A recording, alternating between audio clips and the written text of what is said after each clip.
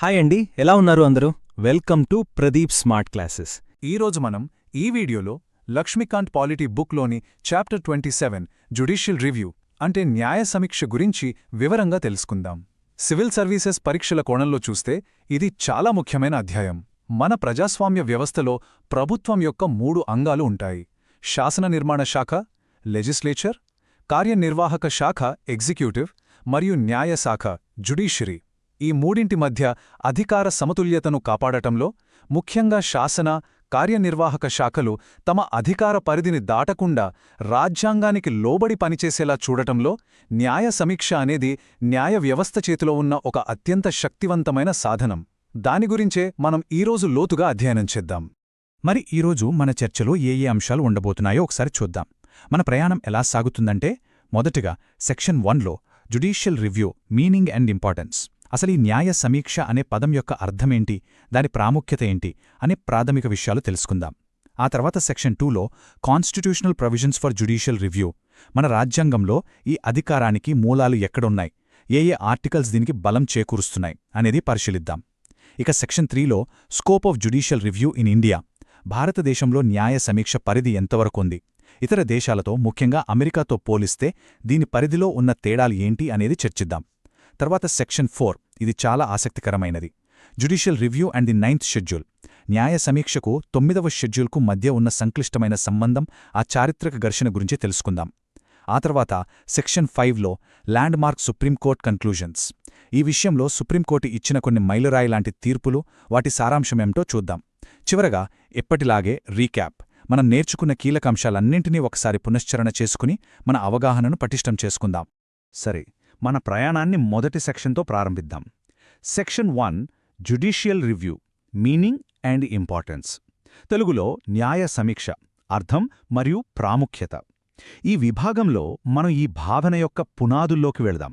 అసలు దీని నిర్వచనమేమిటి, ఈ ఆలోచన ఎక్కడ పుట్టింది, మరియు మన భారత ప్రజాస్వామ్య వ్యవస్థకు ఇది ఎందుకు ఒక మూలస్తంభంలా నిలుస్తుందో వివరంగా తెలుసుకుందాం. ముందుగా నిర్వచనంతో మొదలుపెడదాం. What is judicial review? న్యాయ సమీక్ష అంటే ఏమిటి? చాలా సరళంగా చెప్పాలంటే, కేంద్ర మరియు రాష్ట్ర ప్రభుత్వాలు చేసే చట్టాలను, లెజిస్లేటివ్ ఎనాక్ట్మెంట్స్ మరియు అవి జారీ చేసే కార్యనిర్వాహక ఉత్తర్వులను, ఎగ్జిక్యూటివ్ ఆర్డర్స్, అవి రాజ్యాంగానికి అనుగుణంగా అంటే రాజ్యాంగబద్ధంగా ఉన్నాయా లేదా అని పరిశీలించే న్యాయ వ్యవస్థ యొక్క అధికారమే న్యాయ సమీక్ష. ఇక్కడ 2 కీలక పదాలున్నాయి. లెజిస్లేటివ్ ఎనాక్ట్మెంట్స్ అంటే పార్లమెంట్ లేదా రాష్ట్ర శాసనసభలు చేసే చట్టాలు. ఎగ్జిక్యూటివ్ ఆర్డర్స్ అంటే ప్రభుత్వం జారీ చేసే జీవోలు, గవర్నమెంట్ ఆర్డర్స్, నోటిఫికేషన్లు, ఆర్డినెన్స్లు మొదలైనవి. న్యాయస్థానం తన సమీక్షలో ఒకవేళ ఏదైనా చట్టంగానీ, ఉత్తర్వుగానీ రాజ్యాంగంలోని ఏదైనా నిబంధనను ఉల్లంఘిస్తోందని గుర్తిస్తే దానిని రాజ్యాంగ విరుద్ధమైనదిగా అన్కాన్స్టిట్యూషనల్ ప్రకటించి కొట్టివేయగలదు. అలా కొట్టివేసినప్పుడు ఆ చట్టం లేదా ఉత్తర్వు చట్టవిరుద్ధం, ఇల్లీగల్, చెల్లనిది, ఇన్వాలిడ్ మరియు అమలుకు యోగ్యం కానిదిగా, ఇనాపరేటివ్గా మారిపోతుంది. కాబట్టి ఇది ప్రభుత్వ అధికారాలపై న్యాయ వ్యవస్థ యొక్క ఒక ముఖ్యమైన నియంత్రణ లేదా అంకుశం లాంటిది. ఇప్పుడు ఆరిజిన్ ఆఫ్ జ్యుడిషియల్ రివ్యూ, ఈ న్యాయ సమీక్ష అనే భావన యొక్క మూలాలను పరిశీలిద్దాం. ఇక్కడ అమెరికాకు భారతదేశానికి మధ్య ఒక స్పష్టమైన తేడా కనిపిస్తుంది. అమెరికాలో అంటే యుఎస్ఏలో ఈ సిద్ధాంతం మొట్టమొదటిసారిగా 1803లో జరిగిన ఒక ప్రఖ్యాత కేసులో ఆవిర్భవించింది. ఆ కేసు పేరు మార్బరీ వర్సెస్ మాడిసన్. అప్పటి అమెరికా సుప్రీంకోర్టు ప్రధాన న్యాయమూర్తి జాన్ మార్షల్ ఈ కేసులో తీర్పిస్తూ ఈ సిద్ధాంతాన్ని ప్రతిపాదించారు. ఆసక్తికరమైన విషయమేమిటంటే, అమెరికా రాజ్యాంగంలో ఎక్కడా జ్యుడిషియల్ రివ్యూ అనే పదం స్పష్టంగా వ్రాయబడి లేదు. ఇది కేవలం ఒక న్యాయస్థాన తీర్పు ద్వారా అభివృద్ధి చెందిన ఒక సిద్ధాంతం. కానీ భారతదేశం విషయానికి వస్తే పరిస్థితి పూర్తిగా భిన్నం. మన దేశంలో రాజ్యాంగ నిర్మాతలు ఈ అధికారాన్ని రాజ్యాంగంలోనే పొందుపరిచారు.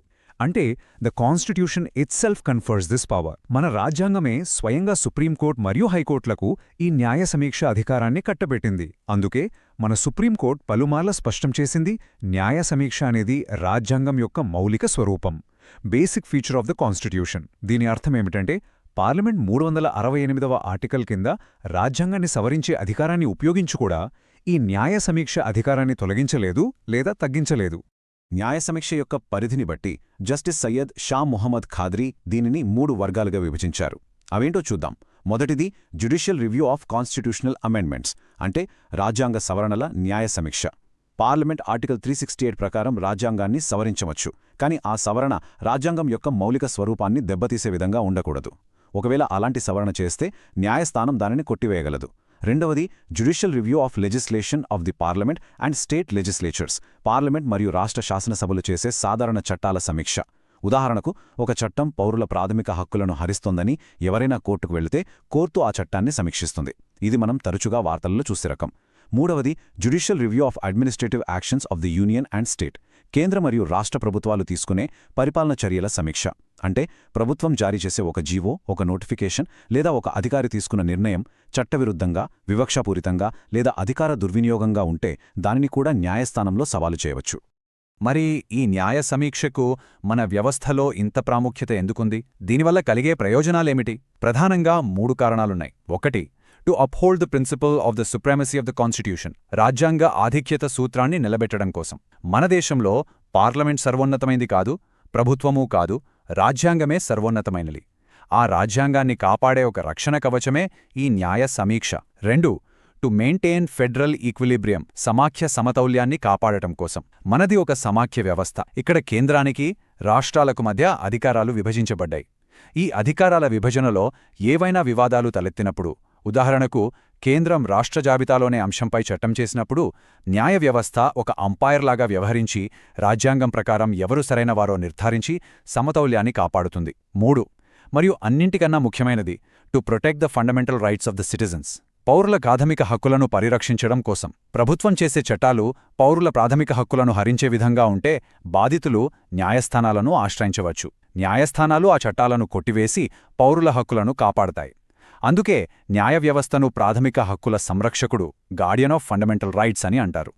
ఇప్పుడు మనం 2వ సెక్షన్లోకి అడుగుపెడుతున్నాం. Section 2, constitutional provisions for judicial review. తెలుగులో న్యాయ సమీక్షకు రాజ్యాంగపరమైన నిబంధనలు. నేను ముందే చెప్పినట్లు మన రాజ్యాంగంలో ఎక్కడా జ్యుడిషియల్ రివ్యూ అనే పదం నేరుగా వాడబడలేదు. కానీ అనేక ఆర్టికల్స్, అనేక నిబంధనలు సుప్రీంకోర్టు మరియు హైకోర్టులకు ఈ అధికారాన్ని పరోక్షంగా కల్పిస్తున్నాయి. ఈ అధికారానికి రాజ్యాంగపరమైన ఆధారాలేమిటో ఇప్పుడు ఒక్కొక్కటిగా వివరంగా చూద్దాం. న్యాయ సమీక్షకు ప్రధానమైన ఆధారం ప్రాథమిక హక్కులకు సంబంధించిన నిబంధనలే. అందులో అత్యంత ముఖ్యమైనది ఆర్టికల్ 13. ఇది చాలా స్పష్టంగా, బలంగా చెబుతుంది, ప్రాథమిక హక్కులకు విరుద్ధంగా లేదా వాటిని తగ్గించే విధంగా ప్రభుత్వం ఏ చట్టం చేసినా ఆ చట్టం ఆ మేరకు చెల్లదు, వాయిడ్ అని. ఇది న్యాయస్థానాలకు న్యాయ సమీక్ష అధికారాన్ని ప్రత్యక్షంగా ఇస్తున్న ఒక కీలకమైన నిబంధన. తర్వాత ఆర్టికల్ 32. ఇది రాజ్యాంగ పరిహారపు హక్కు. మన ప్రాథమిక హక్కులకు భంగం కలిగినప్పుడు మనం నేరుగా సుప్రీంకోర్టును ఆశ్రయించే హక్కును ఇది కల్పిస్తుంది. సుప్రీంకోర్టు ఈ హక్కులను కాపాడటానికే హేబియస్ కార్పస్, మ్యాండమస్ వంటి రిట్స్ జారీ చేస్తుంది. అందుకే డాక్టర్ బిఆర్ అంబేడ్కర్ ఈ ఆర్టికల్ను రాజ్యాంగం యొక్క హృదయం మరియు ఆత్మ అని వర్ణించారు. ఇక ఆర్టికల్ 2026. ఇది కూడా అలాంటి అధికారాలనే హైకోర్టులకు ఇస్తుంది. హైకోర్టులు కూడా ప్రాథమిక హక్కుల పరిరక్షణ కోసం రిట్స్ జారీ చేయగలవు. నిజానికి ఆర్టికల్ 2026 పరిధి ఆర్టికల్ 32 కన్నా కొంచెం విస్తృతమైనది. ఎందుకంటే హైకోర్టులు ప్రాథమిక హక్కుల ఉల్లంఘనకు మాత్రమే కాకుండా ఇతర చట్టపరమైన హక్కుల ఉల్లంఘనకు కూడా రిట్స్ జారీ చేయగలవు. న్యాయస్థానాల అధికార పరిధికి సంబంధించిన కొన్ని ఇతర ఆర్టికల్స్ కూడా న్యాయ సమీక్షకు బలాన్నిస్తాయి. ఆర్టికల్ 131 సుప్రీంకోర్టు యొక్క ఒరిజినల్ జ్యూరిస్డిక్షన్కి సంబంధించింది. అంటే కొన్ని రకాల కేసులను, ఉదాహరణకు కేంద్రానికి, ఒక రాష్ట్రానికి మధ్య లేదా 2 రాష్ట్రాల మధ్య వివాదాలను మొదటిసారిగా నేరుగా విచారించే అధికారం. ఈ ప్రక్రియలో ఆయా ప్రభుత్వాలు చేసిన చట్టాల రాజ్యాంగ బద్ధతను సమీక్షించే అవకాశముంటుంది. ఇక ఆర్టికల్స్ 132 నుండి 134A వరకు సుప్రీంకోర్టు యొక్క అప్పీలేట్ జ్యూరిస్డిక్షన్ గురించి చెబుతాయి. అంటే కింది కోర్టులు, ముఖ్యంగా హైకోర్టులిచ్చిన తీర్పులపై అప్పీళ్లను విచారించడం. ఆర్టికల్ 135 ప్రకారం రాజ్యాంగం అమల్లోకి రాకముందున్న చట్టాల విషయంలో ఫెడరల్ కోర్టుకున్న అధికారాలు సుప్రీంకోర్టుకుంటాయి. Article 136 special leave to appeal SLP అనేది సుప్రీంకోర్టుకున్న ఒక విశేషమైన అధికారం. దేశంలోని ఏ కోర్టు లేదా ట్రిబ్యునల్ ఇచ్చిన తీర్పుపైనైనా అప్పీల్ చేసుకునేందుకు ఇది అనుమతిస్తుంది. చివరగా ఆర్టికల్ 143 ప్రకారం రాష్ట్రపతి ఏదైనా చట్టపరమైన లేదా ప్రజా ప్రాముఖ్యత ఉన్న అంశంపై సుప్రీంకోర్టు సలహాను కోరవచ్చు. ఈ ప్రక్రియలో కూడా న్యాయ సమీక్షకు అవకాశం ఉంటుంది. ఇక సమాఖ్య వ్యవస్థను, అంటే కేంద్ర రాష్ట్ర సంబంధాలను క్రమబద్ధీకరించే నిబంధనలు కూడా న్యాయ సమీక్షకు అవకాశం కల్పిస్తాయి. ఆర్టికల్ 245 పార్లమెంట్ చేసే చట్టాలు దేశం మొత్తానికి లేదా కొంత భాగానికి వర్తిస్తాయని, అదేవిధంగా రాష్ట్ర శాసనసభ చేసే చట్టాలు ఆ రాష్ట్రానికి మాత్రమే వర్తిస్తాయని చెబుతుంది. అంటే చట్టాల యొక్క ప్రాదేశిక పరిధిని, టెరిటోరియల్ ఎక్స్టెంట్ని నిర్దేశిస్తుంది. ఆర్టికల్ 246 ఏ ప్రభుత్వం ఏ అంశాలపై చట్టాలు చేయాలో స్పష్టంగా విభజిస్తుంది. దీనికోసం 7వ షెడ్యూల్లో 3 జాబితాలు ఉన్నాయి: కేంద్ర జాబితా, యూనియన్ లిస్ట్, రాష్ట్ర జాబితా, స్టేట్ లిస్ట్, మరియు ఉమ్మడి జాబితా, కాన్కరెంట్ లిస్ట్. ఒకవేళ ఒక రాష్ట్రం కేంద్ర జాబితాలోని అంశంపై చట్టం చేస్తే న్యాయస్థానం దానిని కొట్టివేయగలదు. ఆర్టికల్స్ 251 మరియు 254 ఉమ్మడి జాబితాలోనే ఒకే అంశంపై కేంద్ర మరియు రాష్ట్ర చట్టాల మధ్య వైరుధ్యం వస్తే కేంద్ర చట్టమే చెల్లుబాటవుతుందని ప్రివేల్స్ స్పష్టం చేస్తాయి. ఈ నిబంధనల ఆధారంగా న్యాయస్థానాలు శాసనసభలు తమ అధికార పరిధిని దాటాయా లేదా అని సమీక్షించగలవు. ఇప్పుడు మనం 3వ చాలా ముఖ్యమైన సెక్షన్కొచ్చాం. Section 3 scope of judicial review in India. అంటే భారతదేశంలో న్యాయ సమీక్ష యొక్క పరిధి ఎంతవరకు ఉంది? ఇది అమెరికాతో పోలిస్తే విస్తృతమైనదా లేక సంకుచితమైనదా? ఈ తేడాకు కారణమేమిటి? ఇది సివిల్ సర్వీసెస్ పరీక్షలలో తరచుగా అడిగే ప్రశ్న, కాబట్టి జాగ్రత్తగా అర్థం చేసుకోవడానికి ప్రయత్నిద్దాం. భారతదేశం మరియు అమెరికాలోని న్యాయ సమీక్షా పరిధి మధ్య ఉన్న ప్రాథమిక వ్యత్యాసాన్ని ఈ 2 సిద్ధాంతాల ద్వారా అర్థం చేసుకోవచ్చు. అమెరికాలో డ్యూ ప్రాసెస్ ఆఫ్ లా అనే సూత్రాన్ని పాటిస్తారు. దీని అర్థం చాలా విస్తృతమైనది. దీని ప్రకారం కోర్టు ఒక చట్టాన్ని సమీక్షించేటప్పుడు 2 విషయాలను పరిశీలిస్తుంది. 1, ఆ చట్టాన్ని సరియైన పద్ధతిలో చేశారా లేదా.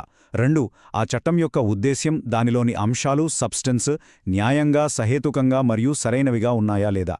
అంటే చట్టం మంచిదా చెడ్డదా అని కూడా కోర్టు నిర్ణయించగలదు. భారతదేశంలో మన రాజ్యాంగ నిర్మాతలు ఆర్టికల్ 21లో ప్రొసీజర్ ఎస్టాబ్లిష్డ్ బై లా, అంటే చట్టం ద్వారా స్థాపించబడిన ప్రక్రియ అనే పదబంధాన్ని ఉపయోగించారు. మొదట్లో దీని అర్థం చాలా సంకుచితంగా ఉండేది. అంటే న్యాయస్థానం కేవలం ఒక చట్టాన్ని సరియైన ప్రక్రియను అనుసరించి చేశారా లేదా అని మాత్రమే చూసేది. ఆ చట్టం సహేతుకమైనదా కాదా అని ప్రశ్నించేది కాదు. అయితే 1978లో వచ్చిన Maneka Gandhi versus Union of India కేసులో సుప్రీంకోర్టు ఈ సూత్రం యొక్క పరిధిని అద్భుతంగా విస్తరించింది. కోర్టు ఏమని చెప్పిందంటే ఆ ప్రక్రియ అనేది కేవలం ఒక తంతుగా ఉండకూడదు. ఆ ప్రక్రియ కూడా న్యాయంగా, జస్ట్, సరైనదిగా, ఫేర్ మరియు సహేతుకంగా, రీజనబుల్గా ఉండాలి అని చెప్పింది. ఈ తీర్పుతో మన ప్రొసీజర్ ఎస్టాబ్లిష్డ్ బై లా కూడా అమెరికా యొక్క డ్యూ ప్రాసెస్ ఆఫ్ లాకు చాలా దగ్గరగా వచ్చింది. కానీ ఇప్పటికీ సాంకేతికంగా మనం మొదటి సూత్రాన్ని అనుసరిస్తున్నాం. ఈ భావనను ప్రముఖ రాజ్యాంగ నిపుణుడు సుభాష్ సి కశ్యప్ గారి మాటల్లో చూద్దాం. ఆయన ఏమన్నారంటే, మన సుప్రీంకోర్టు ఒక చట్టం యొక్క రాజ్యాంగబద్ధతను నిర్ణయించేటప్పుడు ప్రధానంగా ఆ చట్టం సంబంధిత అధికార యంత్రాంగం యొక్క అధికార పరిధిలో ఉందా లేదా అనే విషయాన్ని మాత్రమే పరిశీలిస్తుంది. ఆ చట్టం యొక్క సహేతుకత, యోగ్యత లేదా విధానపరమైన చిక్కుల గురించి ప్రశ్నించడం దాని పని కాదు. ఈ వ్యాఖ్య ప్రొసీజర్ ఎస్టాబ్లిష్డ్ బై లా యొక్క సాంప్రదాయ, సంకుచిత అర్థాన్ని ప్రతిబింబిస్తుంది. అయితే మనం ఇందాక చర్చించుకున్నట్లుగా మేనకా గాంధీ కేసు తర్వాత ఈ పరిస్థితి మారింది. న్యాయస్థానాలు ఇప్పుడు చట్టాల సహేతుకతను కూడా పరిశీలిస్తున్నాయి. దీనితో న్యాయ సమీక్ష పరిధి గణనీయంగా విస్తరించింది. ఇక మనం 4వ సెక్షన్కొచ్చాం. ఇది చాలా ఆసక్తికరమైనది మరియు భారత రాజ్యాంగ చరిత్రలో ఒక పెద్ద వివాదాంశం. Section 4 judicial review and the 9th schedule. తెలుగులో న్యాయ సమీక్ష మరియు 9వ షెడ్యూల్. పార్లమెంట్ యొక్క చట్టాలు చేసే అధికారానికి, న్యాయ వ్యవస్థ యొక్క సమీక్ష అధికారానికి మధ్య జరిగిన ఒక పెద్ద ఘర్షణగా, ఒక న్యాయపరమైన యుద్ధంగా దీనిని చూడవచ్చు. ఈ సంక్లిష్టమైన సంబంధం యొక్క పరిణామక్రమాన్నిప్పుడు మనం దశలవారీగా చర్చిద్దాం. ఈ టైమ్లైన్ ఈ న్యాయపరమైన పోరాటాన్ని మనకు స్పష్టంగా వివరిస్తోంది. మొదట 1951లో రాజ్యాంగం అమలులోకి వచ్చిన కొద్ది కాలానికే మొదటి రాజ్యాంగ సవరణ ద్వారా 9వ షెడ్యూల్ను మరియు ఆర్టికల్ 31(b)ని రాజ్యాంగంలో చేర్చారు. దీని ముఖ్య ఉద్దేశం భూ సంస్కరణల చట్టాలను న్యాయ సమీక్ష నుండి కాపాడటం.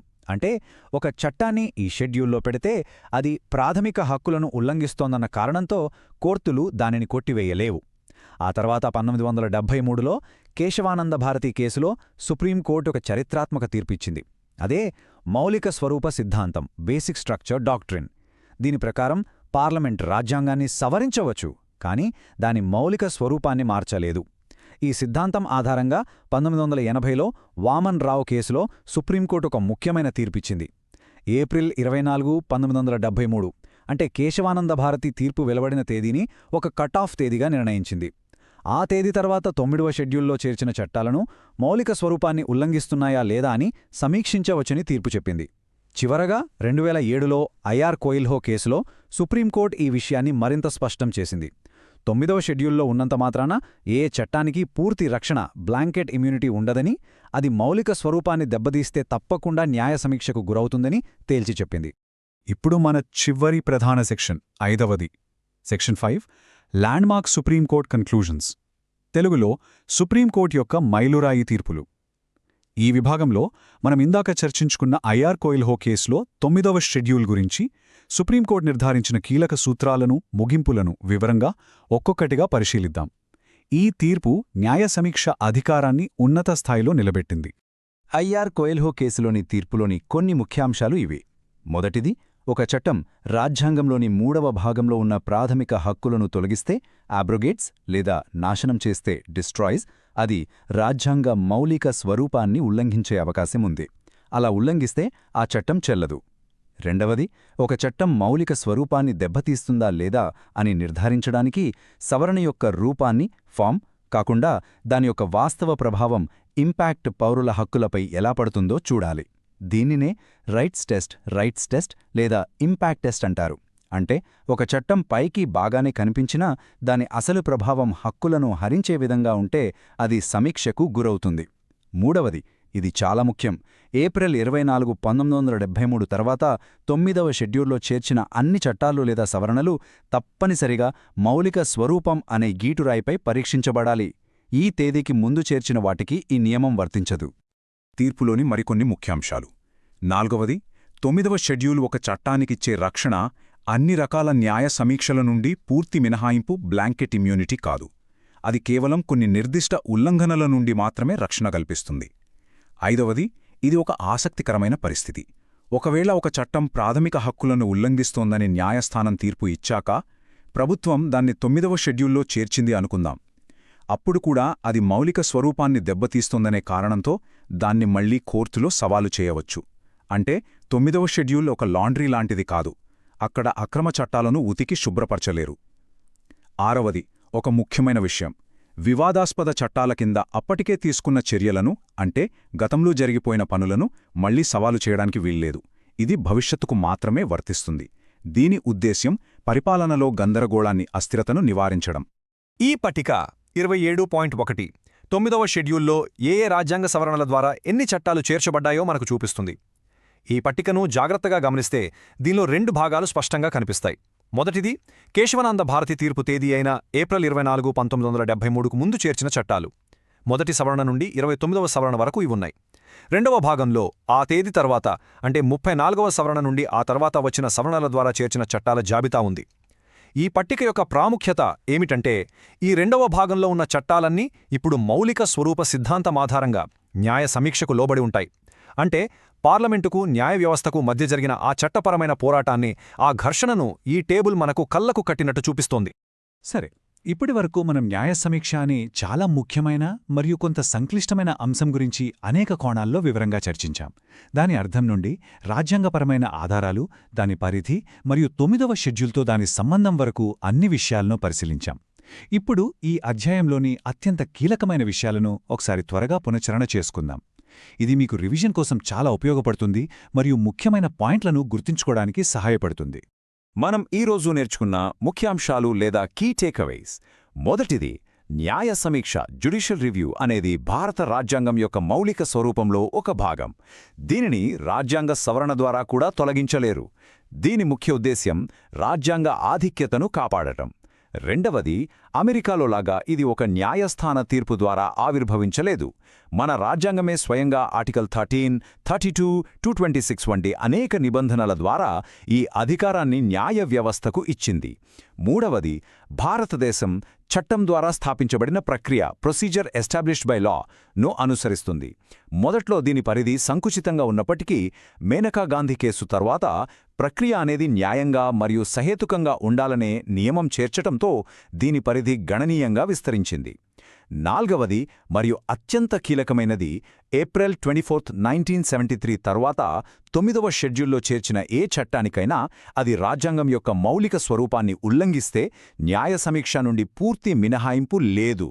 కాబట్టి ముగింపుగా మనమేం చెప్పవచ్చంటే, న్యాయ సమీక్ష అనేది భారత ప్రజాస్వామ్య వ్యవస్థలో రాజ్యాంగానికి మరియు పౌరుల ప్రాథమిక హక్కులకు ఒక శక్తివంతమైన రక్షణ కవచంలా పనిచేస్తుందని మనం స్పష్టంగా చెప్పవచ్చు. ఈ వీడియో మీకు ఉపయోగపడితే లైక్ చేయండి. ప్రదీప్ స్మార్ట్ క్లాసెస్ యూట్యూబ్ ఛానల్ను సబ్స్క్రైబ్ చేయండి. బెల్ ఐకాన్ నొక్కండి. ఈ వీడియోను మీ ఫ్రెండ్స్తో అండ్ ఫ్యామిలీ మెంబర్స్తో షేర్ చేయండి. ధన్యవాదాలు. Thank you.